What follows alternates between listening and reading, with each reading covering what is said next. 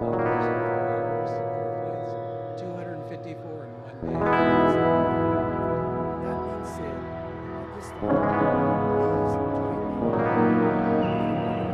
And we have a real long-term problem here on this island with that tour helicopter noise, and it's just driving us crazy. And for 40 years, there's been lots of voluntary agreements and regulatory action to no real relief. And my question to you is, what can you do legislatively for us to try to solve this situation once and for all? Yeah, thank you. So first of all, I am in touch with Senator HICoP, Representative Onishi, and others who have been working with you to try to come up with a solution set. My staff has been working very hard on this. The thing that I don't want to do is come up with a magic solution that is not so magical that will not end up getting implemented. So let me just say it this way. I understand the severity of this thing. I understand how difficult it makes everybody's, not everybody's, but the people who are most impacted by it, makes your daily life.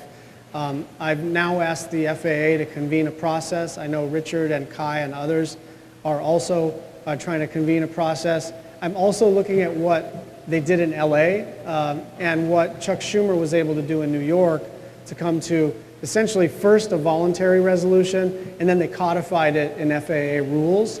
But one of the things that I told my staff before this town hall and the one I did on Oahu yesterday is, like, I'm not going to play stump the champ. I'm not going to pretend. If I don't know the answer to something, I'm not going to razzle-dazzle you with some sort of jargon. I'm going to tell you that I'm working on it, and I am. But this one, as you know, is hard because of jurisdictional challenges. And so what I can tell you is that my office is going to prioritize this. We're going to work with you. We're going to tell you what we think is possible, what we think is not. But I know this is not a trivial thing. I mean, depending on the wind, if I happen to get, airplanes or helicopters above my house just a few times a day, it's like maddening. And I know it ain't a few times a day for you guys. It's sort of incessant. So we are working on it, but at the risk of not satisfying you in this moment, I really don't want to give you an answer that I can't follow through on. So we are working on it. We're waiting on a response from the FAA on what they think the next few steps might be. The report I got back was that it was unsatisfactory, and I'll follow up accordingly, and we'll be in touch with all of you, and I assume we're sort of in communication by email or by phone. So. Yeah, I represent HICoP.org, and we have a proposal where offshore route, if they were to just go a mile off and go into the national park over the water, not over our homes. Right. And if I'd like to show signs that show how many people are affected by this. And at my house, I had 200 helicopters in 4 hours overflights, 254 in one day. Yeah. And I think I was traumatized. My whole family was traumatized. And this whole thing just kind of keeps going on. And we need to solve this problem for once and for all. Yeah. It's like Yeah. living in a war zone. Yeah. It is. It's insane. So thank you. I get it, and I will follow up. I just don't want to pretend I have a ready answer when I don't. Thank you very much. Thank you.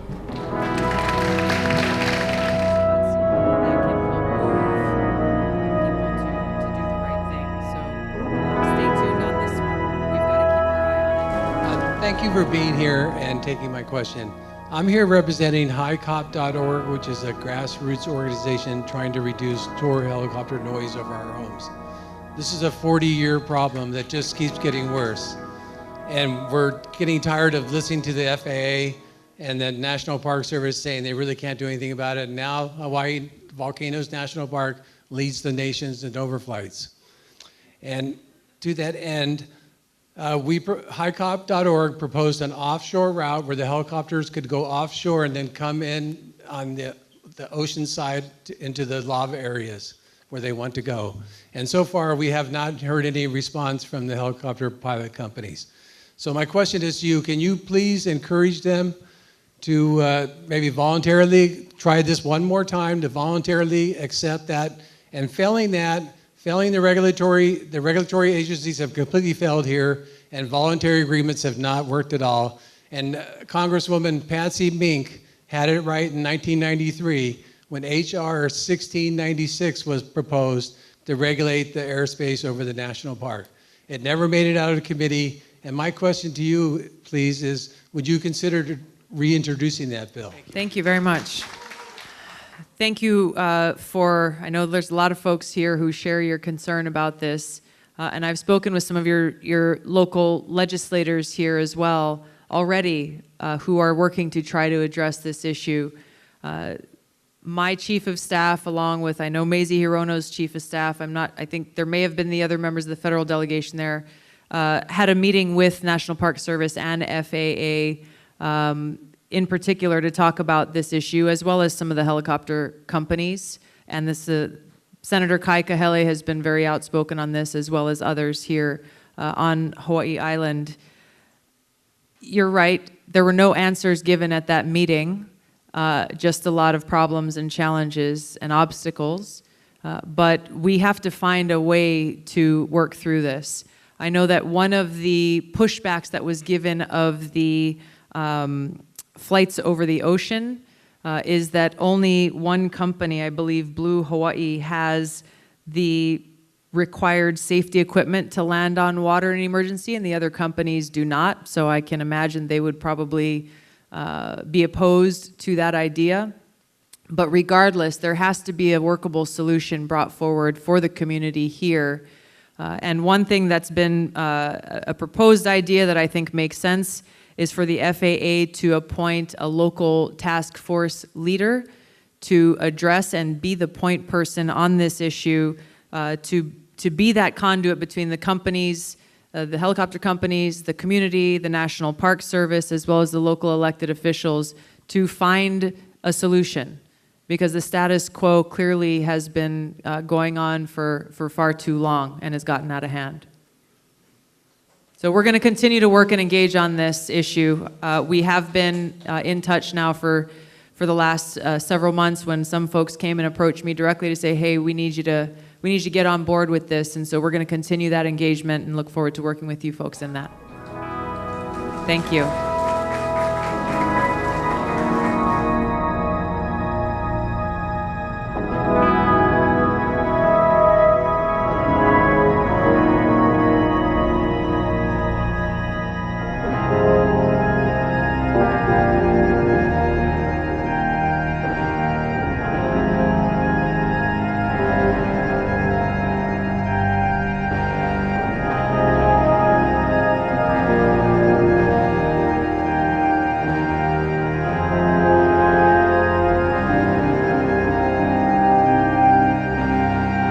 Give you the opportunity this afternoon to provide additional feedback for us on the situation surrounding air tour operations here, particularly when you're not coming in with any predetermined solutions or predetermined answers to all of the questions. Because honestly, quite honestly, I don't know what the questions are. I can't give you an answer until I kind of know what some of the questions and some of the issues are. I just want to say that I'm not not providing information.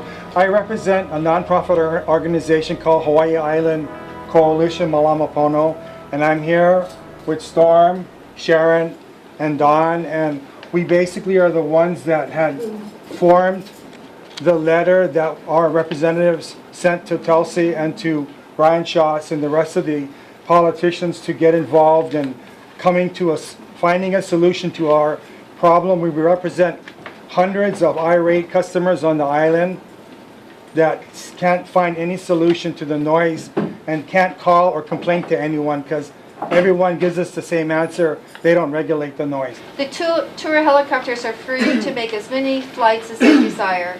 Frequent helicopter tours over my community is causing my heart to race, my blood pressure to rise, and an inability to concentrate. There is no entity to remedy this problem other than the FAA and the Hawaii Department of Health. Meanwhile, the noise from the helicopter tour continues on at 301, 303, 305, 12, 27, 29, 43, 44, and on and on. I think you get my point.